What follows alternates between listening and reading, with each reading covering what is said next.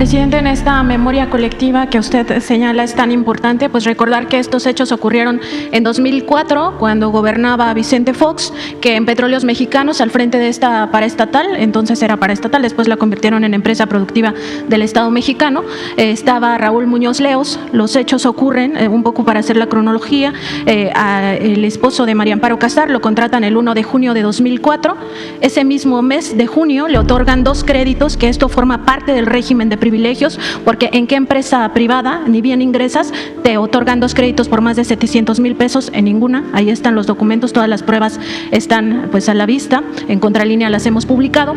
Y después de esto, del trágico suceso que ocurre el 7 de octubre de ese mismo año 2004, es decir, esta persona solo trabajó para Petróleos Mexicanos 4 meses y de ahí se deriva una pensión vitalicia que a febrero de 2024 nos costó 31 millones de pesos a los mexicanos y a las mexicanas. Quien lo contrató, que era además hermano del vocero del presidente Fox, Octavio Aguilar Valenzuela, que era entonces director general de administración de Petróleos Mexicanos, declara tras este suicidio que él lo contrató porque eran amigos, sus hijas eran amigas, y así lo llevó primero a Sedesol y después a Petróleos Mexicanos. Eso en la teoría del estudio de la corrupción se conoce como amiguismo. En este mismo periodo, 2004, seguimos en este sexenio de Vicente Fox, Raúl Muñoz Leos fue echado de Pemex en noviembre de ese año por actos de presunta corrupción. Se le investigaba por haber beneficiado a los hijos de Marta Sagún, en el caso que usted ha referido aquí en muchas conferencias, que es el de oceanografía. En ese mismo año, la señora María Amparo Casar se desempeñaba como coordinadora de asesores de la Secretaría de Gobernación. Al frente de la SEGOP estaba Santiago Krill. Para nadie es un secreto a estas alturas que Vicente Fox era un presidente muy debilitado, que había 2 secretarías que realmente ejercían el poder. Una era Hacienda con Francisco Gil Díaz, la otra era justamente la Secretaría de Gobernación con Santiago Krill Miranda. ¿Qué significa esto? Que María Amparo Casar, siendo servidora pública o funcionaria del gobierno federal, tenía una posición de poder al ser coordinadora de asesores de justamente el secretario de Gobernación. Todo eso para la memoria colectiva. Y regresando al tema del régimen de privilegios, que en realidad en el fondo quieren ocultar los abajo firmantes y también el INAI, ya desenmascarándose totalmente como un instituto que solo ve por la oligarquía, que nunca ve por el pueblo de México, porque en otros casos, por ejemplo, cuando se ventiló los teléfonos de algunos periodistas y youtubers, que quienes lo hicieron son los grupos opositores, el INAI definitivamente dijo que no iba a abrir ninguna investigación de oficio. En este caso, a las horas, abre investigación de oficio. Ya se desenmascaró totalmente como una institución que no ve pues por estos principios del Estado mexicano, que es velar por las mayorías, velar por los más vulnerables. Lo que en realidad buscan ocultar, además de esta mecánica del presunto fraude a Petróleos Mexicanos, también es ese régimen de privilegios. Y aquí yo le quiero consultar o preguntar acerca de si solamente es un tema de cinismo, un cinismo profundo, o de hipocresía, porque más bien pareciera que les domina su pensamiento el racismo y el clasismo y la prepotencia de creer que ellos sí tienen derecho. Ellos tienen derecho a apropiarse de los bienes de la nación y del dinero del pueblo de México. Ellos sí tienen derecho a una pensión de 31 millones de pesos, porque pues ya se lo cortaron, pero si no, hasta el infinito, lo que se juntara, que representa 1,5 millones directos para sus cuentas.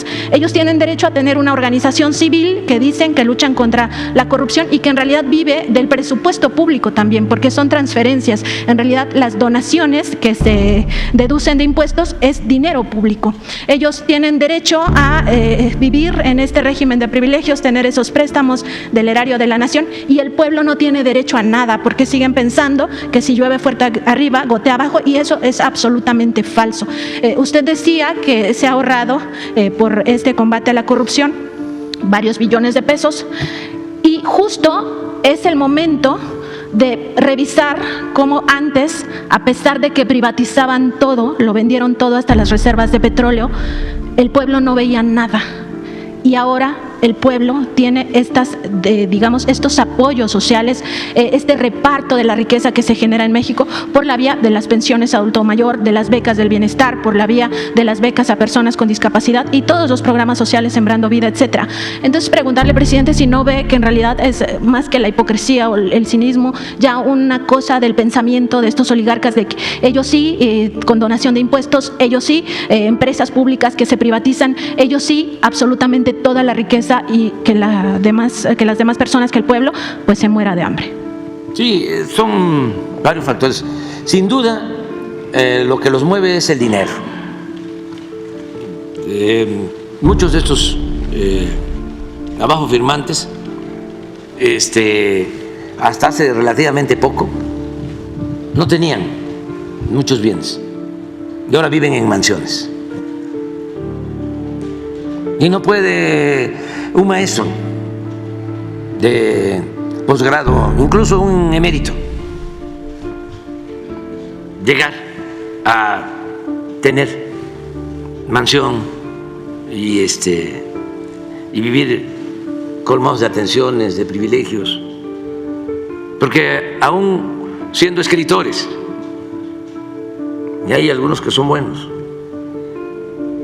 no grandes escritores, buenos escritores, son cosas distintas. Pero ¿cuánto se obtiene por derechos de autor? O sea, sus libros mejores, ¿cuántos ejemplares vendidos? Muy pocos. Los ingresos están vinculados a el servicio que prestan al régimen de corrupción. Ese es el mayor ingreso. Y se llevan, arrastran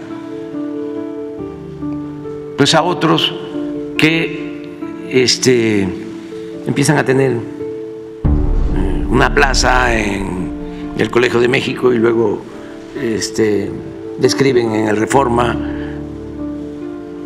y luego pueden tener una asesoría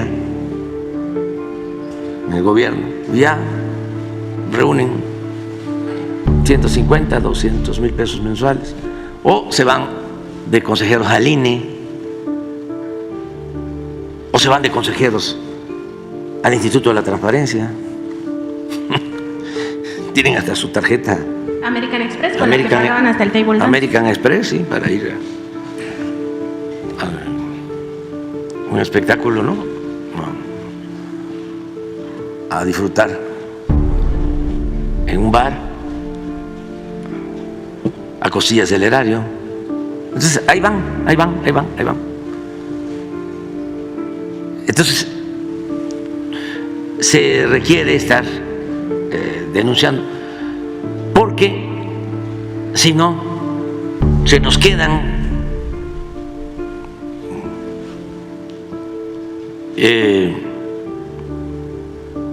sin ser tomados en cuenta y van a seguir ahí los mismos conductores de radio, ¿no? Editorialistas, los intelectuales, expertos. Imagínense el daño que causan o cómo limitan, mediatizan la posibilidad de transformación, de buscar una sociedad más justa, más igualitaria, más fraterna, porque juegan un papel para mantener el statu quo. Por eso hablo de conservadurismo, porque son partidarios de conservar, no están a favor del cambio. Ninguno de ellos escribe, de los abajo firmantes, o hace trabajo para el pueblo raso. Ninguno. Es otro mundo. Están completamente divorciados del pueblo. Pero resulta que es el pueblo el que les paga, que es el pueblo el que los mantiene. El mejor presidente de la historia, AMLO sí.